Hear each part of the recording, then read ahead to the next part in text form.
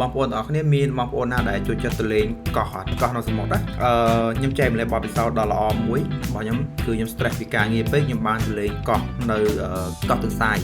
នៅខេត្តកែបជិះពីច្រាំងទៅដល់កោះហ្នឹងវាប្រហែលខ្ទង់20-25នាទីអីហ្នឹងឯងកាលនេះខ្ញុំទៅចំនួន5នាក់ហើយជិះទូកខ្យល់ហោះទូកឡើងលើពពោះហ្នឹងឯងព្រលឹងរត់ចុងស្អែកខ្ញុំអាចជិះទូកឆ្លងសម្បល់នៅកាត់សមុទ្រទេហើយវាជាលើកទី1របស់ខ្ញុំហើយក៏វាជាលើកដំបូងក្នុងជីវិតរបស់ខ្ញុំដែរខ្ញុំទៅលេងកោះទន្សាយហ្នឹងបន្ទាប់ពីទៅលេងកោះទន្សាយហ្នឹងហើយឲ្យតែមានថ្ងៃសម្រាប់គឺខ្ញុំនឹកឃើញមុនគេខ្ញុំអត់មាននឹកឃើញភ្នំនឹកឃើញទេដោយសារតែខ្ញុំនៅពោធិ៍សាត់ពីសម្បូរភ្នំបួយឯងអញ្ចឹងវាស្មសម្រាប់ខ្ញុំប៉ុន្តែខ្ញុំនឹកឃើញមុនគេគឺនឹកឃើញកោះហ្នឹងមក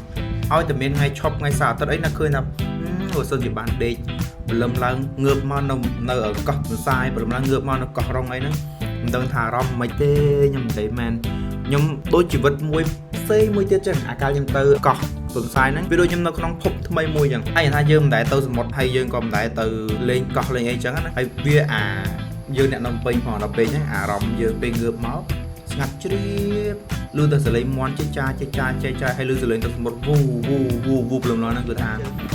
អូយមែនគឺអារម្មណ៍មួយដែលខ្ញុំអត់ដែលទទួលបានសោះម្ដងឥឡូវខ្ញុំអត់តភ្លេចអារម្មណ៍ហ្នឹងវាល្អពោផង់ពេកពេលហ្នឹងហើយយើងពង stress ពីការងារផងយើងបានទៅលេងកោះនិយាយពីថាអូយឥឡូវដល់បនអំទុកវិញនេះអើយទៅទៀតឡើយអើយកុំដកថ្មីអស់លុយ